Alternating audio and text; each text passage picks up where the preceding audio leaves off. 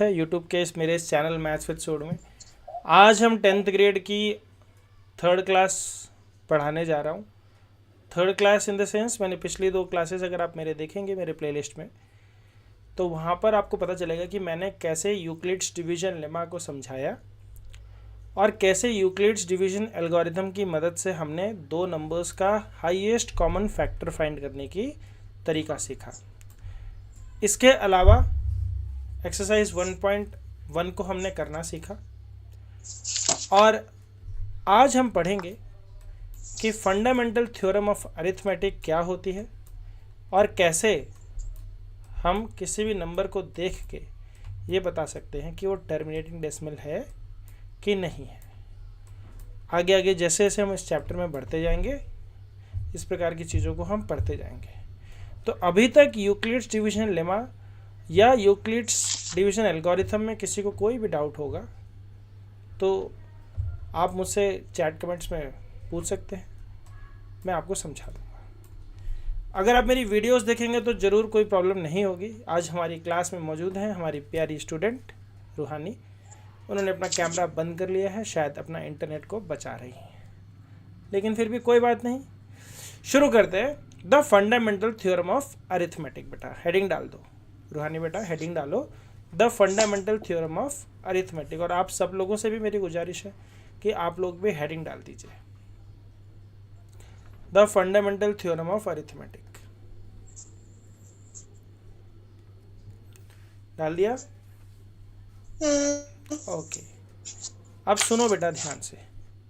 In your earlier classes you have seen that any natural number can be written as a product of its prime factors। ये हमने सीखा था कि किसी भी नेचुरल नंबर को हम प्राइम फैक्टराइजेशन कर सकते हैं, उसके प्राइम फैक्टर्स के प्रोडक्ट में लिख सकते हैं। जैसे 2 का तो लिखा 2, दोनों प्राइम है। 4 को लिखा 2 इंटू 2, 253 को लिखा 11 इंटू 23 और इस तरीके से on. Now let us try to look at the natural numbers from the other direction। एक दूसरे तरीके से देखते हैं। That is, can any natural number be obtained by multiplying prime numbers? क्या कोई भी नेचुरल नंबर सिर्फ प्राइम नंबर्स को मल्टीप्लाई करके आ सकता है? Take any collection of prime numbers. हमने ले लिया 2, 3, 7, 11, 23। If you multiply some of all of these numbers, या तो कुछ या सारे इन नंबर्स को अगर हम मल्टीप्लाई करेंगे and allowing them to repeat as many times as you wish, और हम अलाउ करें कि हम कितनी भी मर्जी बार मल्टीप्लाई कर सकते हैं, we can produce a large collection of positive integers, in fact infinitely many. Let us list a few. 1771 को हमने पाया 7 इंटू 11 इंटू 23 को मल्टीप्लाई करके। 3 इंटू 7 इंटू 11 इंटू 23 को मल्टीप्लाई करके हमने पाया 5313। 2 इंटू 3 इंटू 7 इंटू 11 इंटू 23 को मल्टीप्लाई करके हमने पाया 10626। 2 cube into 3 into 7 cube multiply करके हमने पाया 8232। 2 square into 3 into 7 into 11 into 23 को मिलके हमें मिला 21252। इस तरीके से अगर हम प्राइम नंबर्स को मल्टीप्लाई करेंगे और रिपीट करते जाएंगे तो हमें बहुत बड़ा कलेक्शन ऑफ नंबर्स मिलेगा। Now let us suppose your collection of primes includes all the possible primes. हम मान लेते हैं कि हमारा जो कलेक्शन है प्राइम नंबर्स का उसमें सारे के सारे पॉसिबल प्राइम नंबर्स हमने डाल दिए। What is your guess about the size of this collection? क्या लगता है दुनिया का सबसे बड़ा प्राइम नंबर कोई बता सकता है क्या? Does it contain only a finite number of integers or infinitely many? क्या प्राइम नंबर का कोई अंत है कि इससे बड़ा तो प्राइम नंबर हो ही नहीं सकता? In fact, there are infinitely many primes.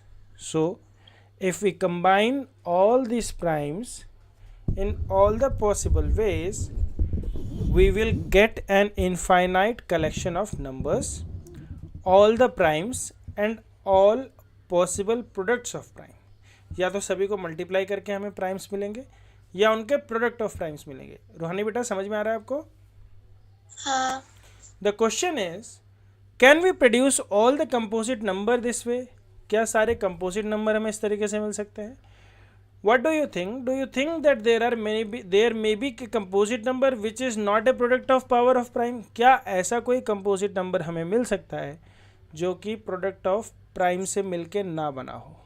Before we answer this, let us factorize positive integers, that is do the opposite of what we have done so far. अभी तक हमने multiply किए, अब हम उसको divide करेंगे. तो हमारे सामने नंबर है 32760 और इसका हमें करना है प्राइम फैक्टराइजेशन. क्या नंबर है बेटा? 32760. ओके. अब मुझे बताओ लास्ट में जीरो देख के क्या लगता है किससे डिवाइड हो जाएगा? 2 से. 5 से भी हो सकता है लेकिन हम 2 ले लेते हैं. चलो, तो जब 32 को 2 से डिवाइड करोगे तो क्या आएगा? 16380. अरे वाह. इसको किससे हम डिवाइड कर सकते हैं? 2. यहाँ पे क्या आएगा? 8190. ओके. ये आप देख के बता रहे हो कि बिना देखे? बुक के साथ में. अच्छा ठीक है. आपको डिवाइड करना आता है? हाँ. तो डिवाइड करके बताना है बेटा. 8190 को किससे डिवाइड कर सकते हैं? 8190 को किस? 2 से. तो मुझे बताओ 8 को 2 से डिवाइड करोगे तो क्या आएगा? 4. फिर 1 आ जाएगा. 1 को तो डिवाइड कर नहीं सकते तो 0 लिख देंगे. फिर 19 हो जाएगा. 2 9 जा 18 और 10 हो जाएगा. 2 5 जा 10. ये किससे डिवाइड हो जाएगा? 5 से. तो पहले 40 को डिवाइड करेंगे, क्या आएगा? 8. फिर 9 को डिवाइड करेंगे तो क्या आएगा? 1. फिर 45. 5 9 जा 45. अब 8 + 1 कितना होता है? अगर मैं 819 को देखूं तो 8 + 1 9 और 9 + 9 18. तो ये किससे डिवाइड हो जाएगा? 9 से. तो 9 9 जा 81 और 9 1 जा 9. 9 डिवाइड हो जाएगा बेटा 3 × 3 से और 91 आपका डिवाइड हो जाएगा 13 × 7 से. तो हम लिखेंगे 32760 को. कितने 2 हैं बेटा? 1 2 3. तो हम लिखेंगे 2 to the power 3 इंटू 3 कितने बेटा? 2. 3 to the power 2 into 5 into 7 into 13. समझ में आ रहा है कि नहीं? हाँ. ओके. बहुत बढ़िया.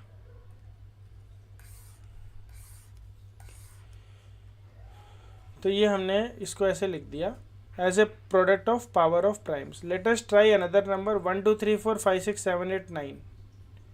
ठीक है. तो इसको जब हमने डिवाइड करना शुरू किया तो ये हो गया बेटा 3², फिर 3803 इंटू 3607. ये 2 प्राइम नंबर निकल के आए इसमें से. Of course you have to check that 3803 and 3607 are prime. किसी भी नंबर को प्राइम नंबर चेक करना है तो कैसे चेक करते हैं? डिवाइड कर करके. Try it out for several other natural numbers yourself. This leads to the conjecture that every composite number can be written as a product of power of primes. तो यहाँ से लिखेंगे फंडामेंटल थ्योरम ऑफ अरिथमेटिक. फटाफट से डालो theorem 1.2. Theorem 1.2.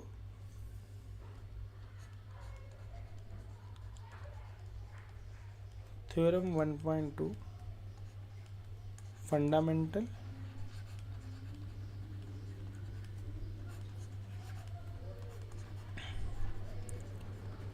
Theorem of arithmetic. ठीक है. क्या है बेटा बताओ? Every composite number can be expressed factorized as a product of primes. नहीं, इतना फास्ट नहीं है. लिखते लिखते every composite number can be expressed. और क्या है इसके जगह वर्ड? factorized.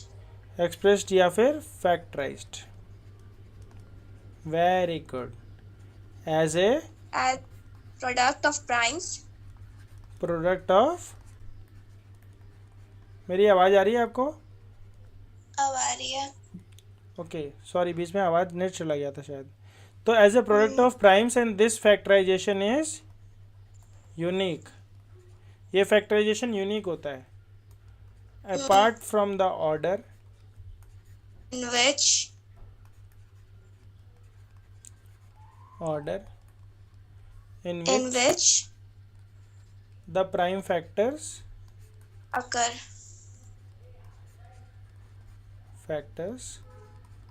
occur। लिख लो।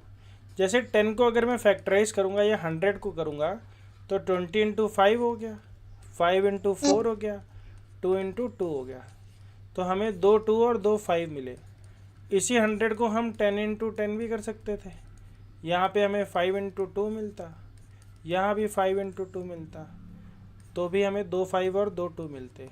इसी 100 को हम 25 इंटू 4 भी लिख सकते हैं, यहाँ से 2 5 मिल जाते, यहाँ से हमें 2 2 मिल जाते।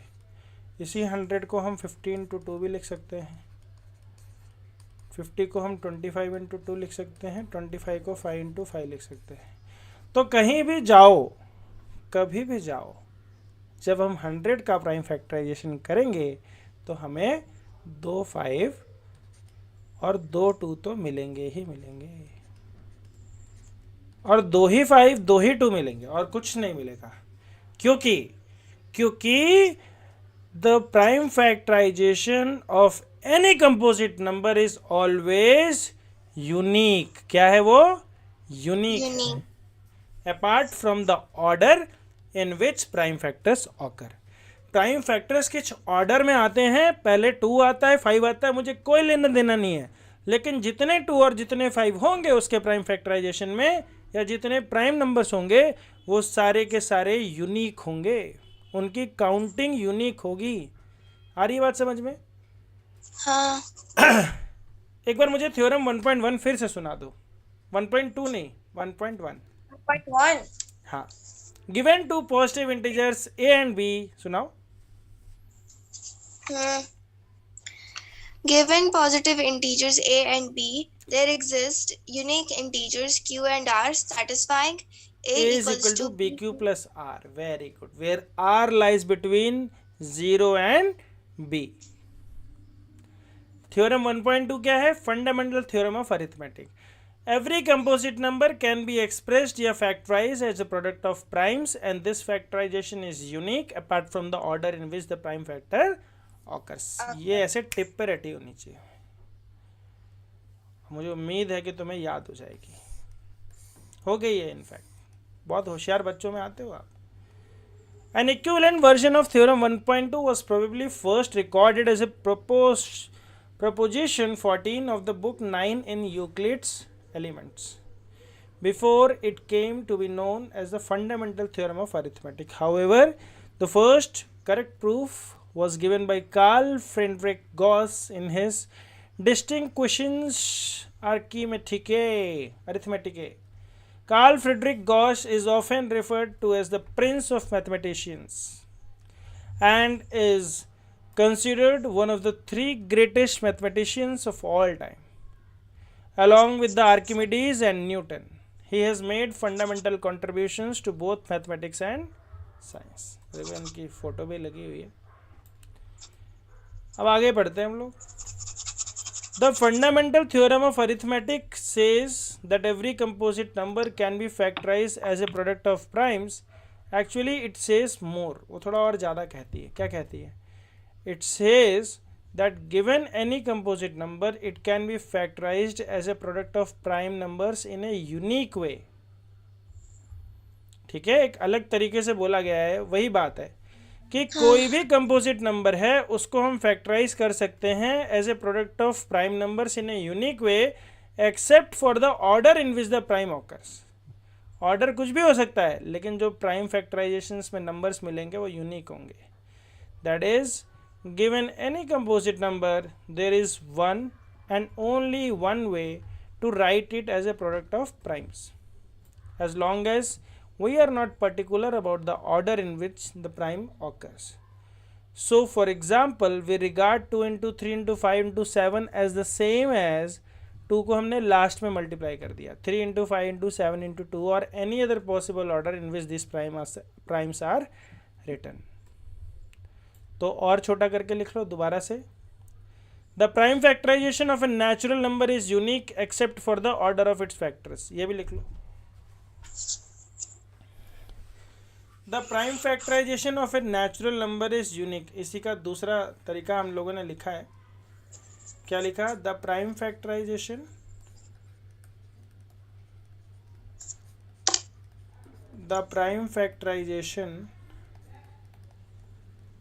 of a natural number is unique except for the order in which क्या है? in which except for the order of its factors, except for the order of its factors. Very good. तो ये फंडामेंटल थ्योरम ऑफ अरिथमेटिक का एक दूसरा रूप है। बहुत बढ़िया बेटा, बहुत अच्छा पढ़ रहे हो आप। एक क्वेश्चन है और इसका सोल्यूशन पूरा का पूरा आपको लिखना आना चाहिए। हालांकि एग्ज़ाम में नहीं आएगा, लेकिन फिर भी हम इसको समझने की कोशिश करते हैं, ठीक है। ये क्वेश्चन देखो बेटा, और पहले हम क्वेश्चन को समझते हैं। क्वेश्चन क्या कह रहा है? क्वेश्चन कह रहा है कि consider the numbers 4 to the power n where n is a natural number. मैं इसको ऐसे लिखूंगा, n is a element of n। ये कैपिटल n क्या होता है? कैपिटल मतलब नेचुरल नंबर, इसका मतलब होता है बिलोंग्स टू या फिर एलिमेंट ऑफ। तो where n is a natural number को हम ऐसे लिखते हैं। समझ में आ रहा है आपको? हाँ। ओके। अब इसने बोला एक नंबर दिया हुआ है 4 to the power n, जहाँ पे n की वैल्यू कोई भी नेचुरल नंबर हो सकती है। बोल रहा है check whether there is any value of n for which 4 to the power n ends with the digit 0, कि 4 to the power n का जो आंसर आएगा वो कभी 0 से एंड हो सकता है क्या? जैसे मैंने लिखा बेटा n की वैल्यू 1 डाली, तो 4 to the power 1 क्या होता है? 4। और मैं यूनिट डिजिट यहाँ लिखूँ तो क्या आ गई? 4। 4 to the power 2 कितना होता है बेटा? 16। यूनिट डिजिट क्या आ गई? 6। 4 to the power 3 कितना होता है? 64। यूनिट डिजिट क्या आ गई? 4। 4 to the power 4 कितना होता है? 256। यूनिट डिजिट क्या आ गई? 6। अगर मैं पूछूंगा 4 to the power 5 क्या होगा, तो जो भी होगा पर यूनिट डिजिट क्या होगी? 4। 4 to the power 6 की यूनिट डिजिट क्या होगी? 6। तो हमने देखा कि एक पैटर्न तो बन रहा है, लेकिन उसने बोला ये पैटर्न कब तक बनेगा भैया? कभी ना कभी तो ऐसा हो सकता है कि लास्ट में 0 आ जाए। वो कौन सी बात है जो ये प्रूव करती है कि इसके लास्ट में 0 नहीं आएगा? तो हम क्या करेंगे? फंडामेंटल थ्योरम ऑफ अरिथमेटिक का इस्तेमाल करेंगे। हम बेटा 4 को प्राइम फैक्टराइजेशन में डिवाइड कर देंगे। 4 to the power n को हम लिखेंगे 2 to the power 2 to the power n, और पावर की पावर आपस में मल्टीप्लाई हो जाती हैं, तो ये हो जाएगा 2 to the power 2n। समझ में आ रहा है कि नहीं? अब अगर किसी नंबर के लास्ट में 0 आता है तो इसका मतलब वो 5 का और 2 का मल्टीपल होना ही चाहिए।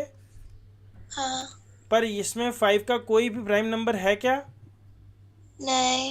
तो फंडामेंटल थ्योरम ऑफ अरिथमेटिक से हम कह सकते हैं कि 4 to the power n can be written as 2 to the power 2n। कह सकते हैं कि नहीं? क्योंकि फंडामेंटल थ्योरम ऑफ अरिथमेटिक कहती है कि किसी भी कंपोजिट नंबर को जब आप उसको तोड़ते हो उसके प्राइम फैक्टराइजेशन में तो यूनिक होता है। मतलब 2 to the power 2n में कहीं भी 5 का नामो निशान है? नहीं है। नहीं। तो इसका मतलब क्या? किसी भी n के लिए 4 to the power n कभी भी 0 से एंड करेगा? The answer is no. The answer is no. इसको कहानी के रूप में लिखा है, यहाँ पे लिखा है if the number 4 to the power n for any n where to end with the digit 0, then it would be divisible by 5। that is the prime factorization of 4 to the power n would contain the prime 5.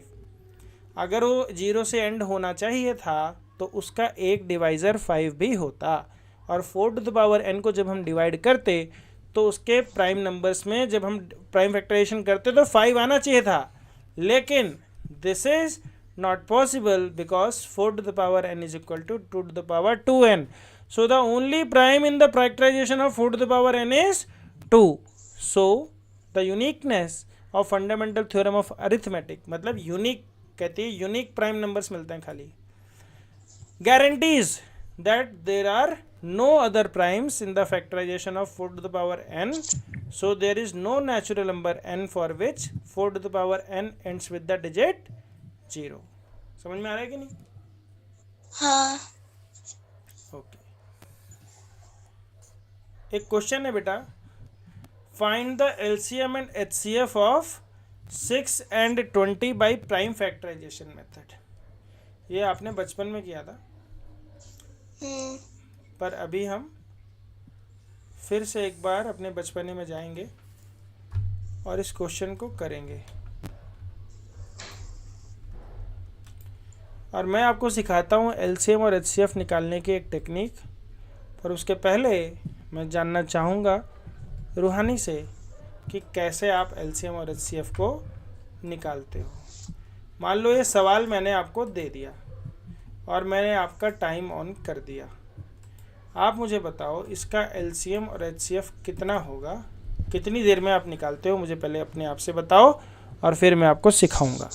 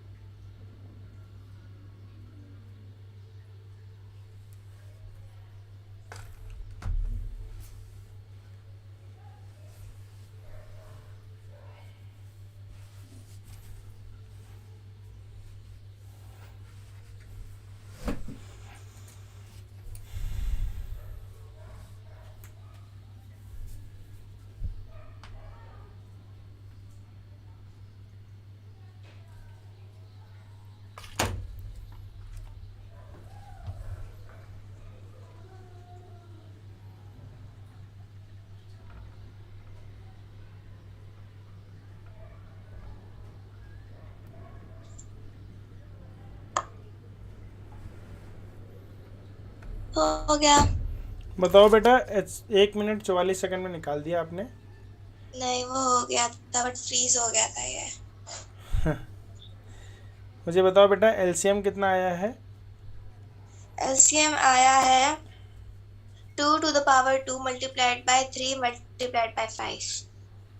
2 to the power 2 multiplied by 3 multiplied by 5. Okay. और HCF कितना आया है? 2. मुझे बताओ ये कैसे निकाला आपने? जैसे वो करते हैं सिखाया था, वो टेबल ड्रॉ करके टाइप. नहीं, आपने पहले क्या किया?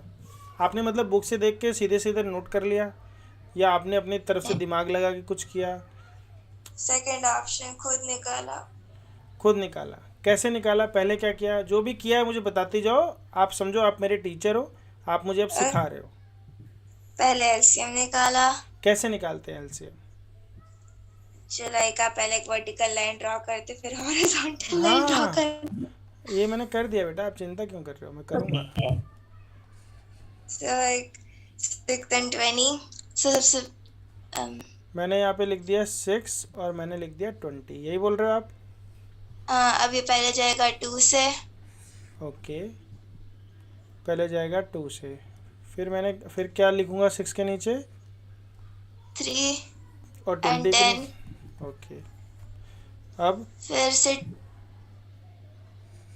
अब क्या करूँगा?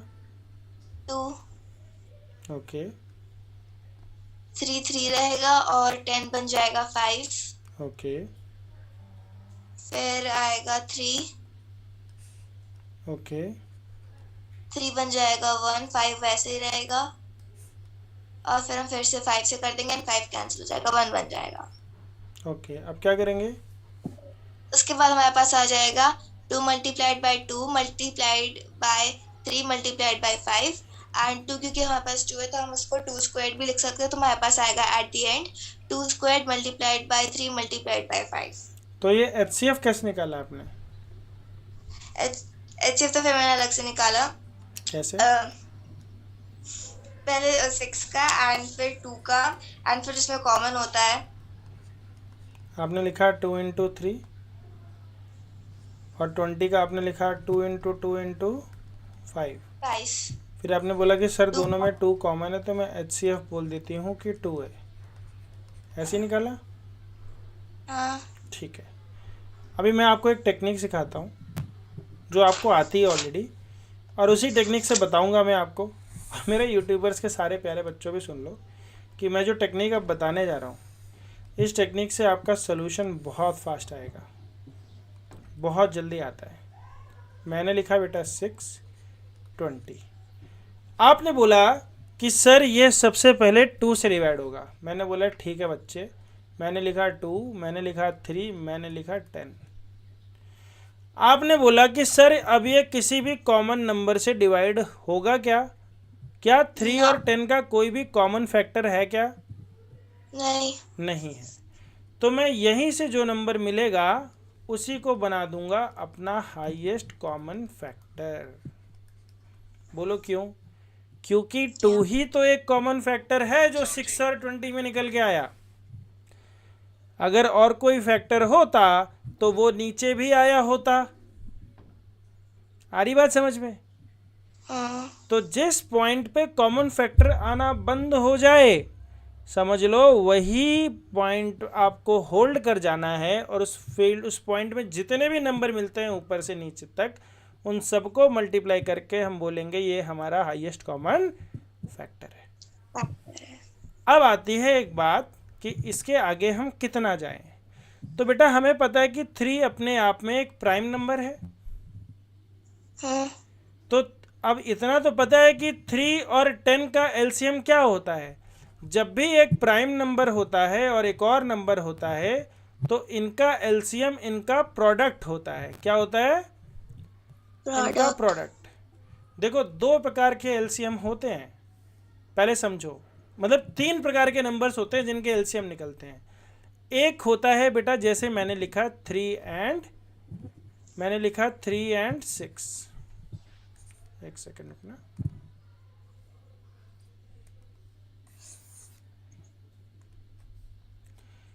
तीन प्रकार के मैं नंबर्स बताता हूं जिनका एलसीएम निकाला जाता है थोड़ा सा जल्दी तरीके से। पहला नंबर होता है बेटा कि जैसे मैं बोलूं, अगर हमें ए एंड बी का एलसीएम फाइंड करना है, and A is a factor of B. A और बी दो नंबर हैं और A is a factor of B, तो इस केस में क्या होता है? B is LCM. जैसे मैंने बोला बेटा 2 एंड 8, तो इसका एलसीएम 2 8 को डिवाइड कर देता है, तो इसका एलसीएम क्या हो गया? 8। मैंने बोला 3 एंड 9, आपने बोला सर 3 तो 9 को डिवाइड कर देते, तो एलसीएम क्या हो गया? 9। ये एक प्रकार के नंबर्स हो गए। ठीक है, जब भी ऐसे नंबर दिखे, बड़ा वाला नंबर एलसीएम हो गया, छोटा वाला नंबर एचसीएफ हो गया। छोटा वाला नंबर क्या हो गया? एचसीएफ। सेकेंड प्रकार के नंबर देखो बेटा, सेकेंड प्रकार के नंबर में बोलेंगे ए एंड बी आर को प्राइम्स। क्या होते हैं ये? को प्राइम्स। तो ए एंड बी जब को प्राइम्स होते हैं तो हम क्या करते हैं? ए एंड बी जब को प्राइम्स होते हैं तो हम क्या करते हैं बेटा कि A into B is the LCM. अब कोई बोलेगा को प्राइम नंबर्स क्या होते हैं सर? तो बेटा वो नंबर्स टू नंबर्स दो नंबर्स होते हैं, एक नहीं होता। Two numbers having one as highest common factor, मतलब उनका कोई भी कॉमन फैक्टर नहीं है। तो अगर एक 3 है ऑलरेडी प्राइम नंबर है और दूसरा 10 है, तो हमें पता है कि इन दोनों को 1 के अलावा कोई डिवाइड नहीं कर सकता, तो इनका प्रोडक्ट ही इनका एलसीएम होता है। समझ में आ रहा है कि नहीं? हाँ। तो प्रोडक्ट लिखने का तरीका एक तो होता है कि आप लिख दो 2 इंटू 3 इंटू 10। एक तो हमने क्या लिख दिया, 2 इंटू 3 इंटू 10। और एक तरीका होता है कि बेटा 10 को भी हम तोड़ दें और हम लिख दें 2 इंटू 5।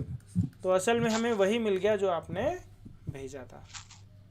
समझ में आया कि नहीं? एक तो तरीका ये हो गया जल्दी करने का, क्योंकि ये रफ तो कोई देखता नहीं है। फिर भी आप चाहो तो एक स्टेप बढ़ा दो, 3 1 जा 3, पर इसकी कोई ज़रूरत नहीं थी, इसकी कोई ज़रूरत नहीं थी। जो भी नंबर मिलते हैं इन दोनों को भी मल्टीप्लाई कर दो और ऊपर वाले नंबर को भी मल्टीप्लाई कर दो, और चाहे तो मत करो, लास्ट में 1 1 ला के रुक जाओ। अगर कॉन्फिडेंस नहीं है तो लेफ्ट के सारे नंबर मिला के मल्टीप्लाई कर दो और आपका आंसर आ जाएगा। ठीक है? दूसरा तरीका, ये एक ही बार में निकालने का तरीका बताया मैंने। दूसरा तरीका देखो, कोई भी रैंडम नंबर देता हूँ, मान लो मैंने आपको दे दिया 15 एंड मैंने आपको दे दिया 75। 15 एंड 75। तो सबसे पहले 15 का प्राइम फैक्टराइजेशन करो बेटा। मुझे पता है 5 से डिवाइड हो जाता है, तो 3 इंटू 5। अब आते हैं 75 का। तो 75 क्या होता है, 15 इंटू 5 या 25 इंटू 3। तो 25 को लिख सकते हैं 5 इंटू 5 इंटू 3। ठीक है? अब ध्यान से देखना बेटा, इसको हम लिखेंगे 3 to the power 1 into 5 to the power 1। इसको लिखेंगे 3 to the power 1 into 5 to the power 2। अब मैं आपसे पूछूंगा कि 15 और 75 के प्राइम फैक्टराइजेशन में कौन कौन से नंबर हैं, कौन कौन से नंबर हैं, बताओ एक बार, सारे नंबर्स बताओ कौन कौन से हैं। 3 है, 5 है। बेटा आप म्यूट हो।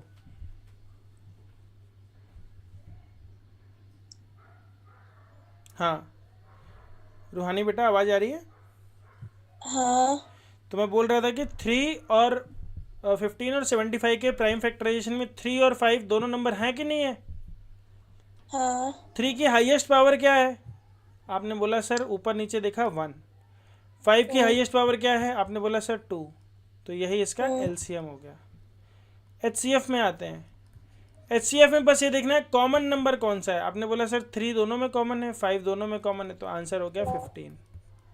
तो एक बार में अगर प्राइम फैक्टराइजेशन करो तो भी एलसीएम एचसीएफ निकलता है, चाहे बॉक्स मेथड से करो तब भी एलसीएम एचसीएफ निकल जाता है। ठीक है? कोई दिक्कत नहीं।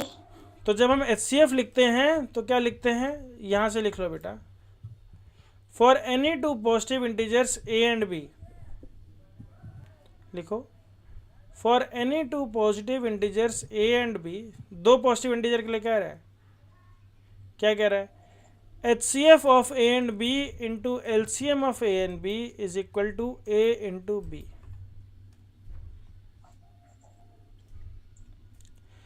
HCF of A and B into LCM of A and B is equal to A into B.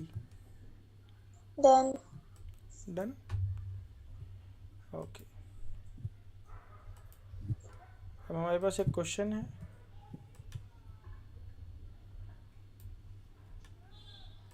बोल रहा है find the HCF and HCF of इसका and hence find the LCM as well by the prime factorization method। कौन से method से करना है बेटा, प्राइम फैक्टराइजेशन मेथड से। तो सबसे पहले हम 96 को प्राइम फैक्टराइज करेंगे। 96 किसकी टेबल में आता है, 12 8 जा 96, 12 8 जा 96। 8 को कैसे लिखते हैं बेटा, 2 इंटू 2 इंटू 2। 12 को कैसे लिखते हैं, 2 इंटू 2 4 और 4 इंटू 3 12। देखो ध्यान से, ये बेटा मेरा 12 है और ये मेरा 8 है। तो मैंने अपने मन में ही 96 को प्राइम फैक्टराइजेशन कर दिया। समझ में आ रहा है कि नहीं? तो मैंने लिखा 2⁵ इंटू 3। अब आते हैं 404 पे। तो 404 2 की टेबल में आता है 2। हाँ तो क्या आएगा बेटा? 2 2 जा 4, 2 0 जा 2 2 जा 4। तो 202 को भी अगर हम फर्दर डिवाइड करेंगे तो क्या हो जाएगा? 2 इंटू 101, 2 इंटू 101। 1 तो इसको अगर हम फाइनल आंसर लिखेंगे तो 2⁵ इंटू 101। अब आते हैं बेटा एलसीएम निकालने के लिए। तो मुझे बताओ कौन कौन से नंबर हैं, वो सारे नंबर बताओ जो 96 और 404 के प्राइम फैक्टराइजेशन में आए हैं। कौन कौन से 2 नंबर आए हैं? 2, वेरी गुड। और क्या आया है? आवाज़ नहीं आ रही बेटा। 2 के बाद और कौन सा नंबर आया है? 3। और कौन सा नंबर है? 101। अब 2 की हाईएस्ट पावर क्या है? 5, तो हमने लिख दिया 5। 3 की हाईएस्ट पावर क्या है? 1, तो 1 ही रही। 101 की 1, तो बस इसको मल्टीप्लाई कर दो, यानी 96 इंटू 101। तो 96 बन जा 96, 0 जा 96 बन जा 96। तो आंसर आ गया 9696। क्या है ये? एलसीएम। अब हाईएस्ट कॉमन फैक्टर देखते हैं। तो हाईएस्ट कॉमन फैक्टर में सबसे कॉमन फैक्टर कौन सा है? जो दोनों में है, 2 है। उसकी लोवेस्ट पावर क्या है? 2, तो आप बोलोगे 2⁵ आपका हाईएस्ट कॉमन फैक्टर है। बोलो बेटा, समझ में आया कि नहीं? हाँ पक्का? हाँ लिख लो इसे।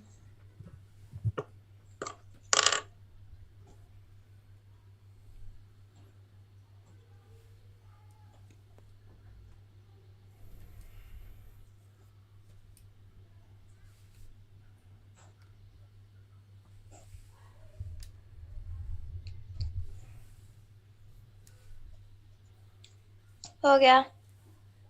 ओके।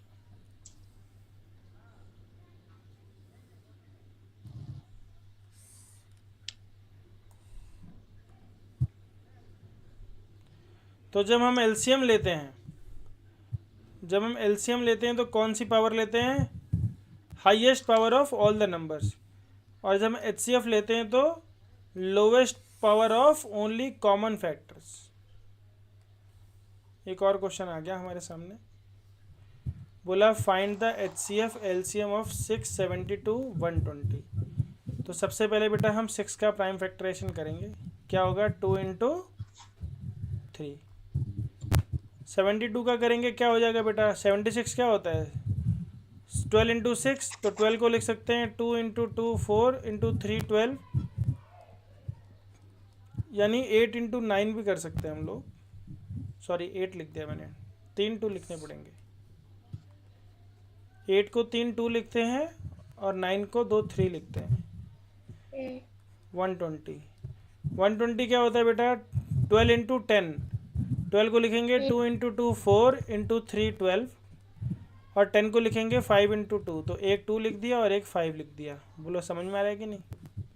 हाँ आप चाहे तो ऐसे कर लेना, आप परेशान मत होना, मेरे को देख के वो जोश में मत आना। तो मैंने आपको एक तरीका सिखाया है, अगर आप वो सीख जाते हो तो अच्छी बात है, नहीं तो आपने ऐसे ही करना है। तो 1 2 2 2 3 2। तो इसको जब हम लिखेंगे तो लिखेंगे बेटा 2 क्यूब इंटू 3 स्क्वायर। इसको लिखेंगे 2 क्यूब इंटू 3 इंटू 5। अब मैं एलसीएम बोलूँ बेटा तो प्राइम फैक्टराइजेशन देख के बताओ एलसीएम में क्या आएगा। सबसे पहले क्या आएगा? कौन कौन से नंबर्स आएंगे? सारे नंबर बताओ।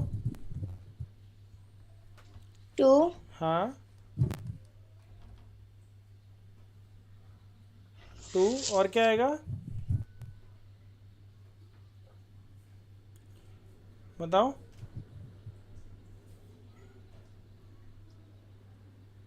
बेटा, आवाज़ नहीं आ रही आपकी।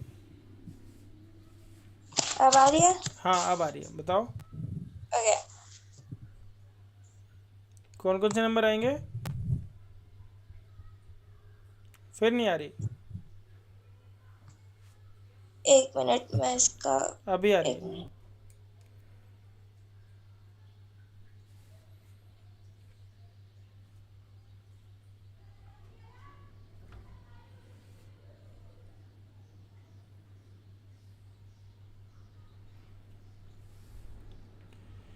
बताओ बेटा, आप म्यूट हो गए हो, पहले अनम्यूट करो अपने आप को। बताओ कौन कौन से नंबर आएंगे रूहानी बेटा?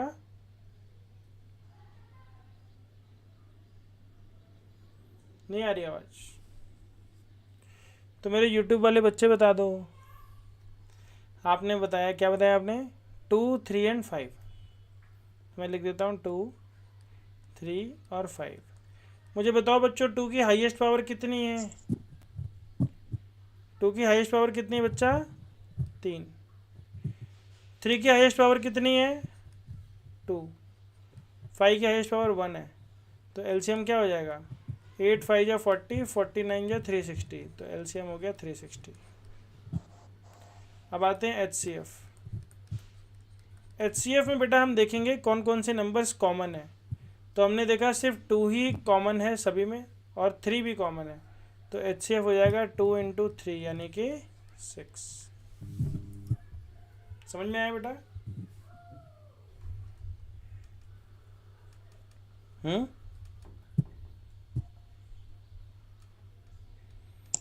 सुहानी हेलो, बेटा? हाँ बेटा, आपकी आवाज़ ही नहीं आ रही थी। ये फ्रीज हो रहा है बार बार। चलो कोई बात नहीं, आपको समझ में आया क्या मैंने जो बताया आपको? हाँ ओके। तो बेटा एक्सरसाइज 1.2 आपके लिए होमवर्क हो जाएगी, ठीक है? 7 क्वेश्चन है, हाँ आराम से इसको करना। और फिर हम परसों रिविजिटिंग इरेशनल नंबर्स, परसों नहीं ट्यूसडे को रिविजिटिंग इरेशनल नंबर को करेंगे। ओके, ठीक है। चलो फिर बेटा, आज की क्लास मैं एंड करता हूँ। और मेरे सभी यूट्यूबर्स भाइयों बहनों को भी, स्टूडेंट्स को भी बहुत बहुत नमस्कार, बहुत बहुत थैंक्स, आप मेरे साथ ज्वाइन किए। बाय।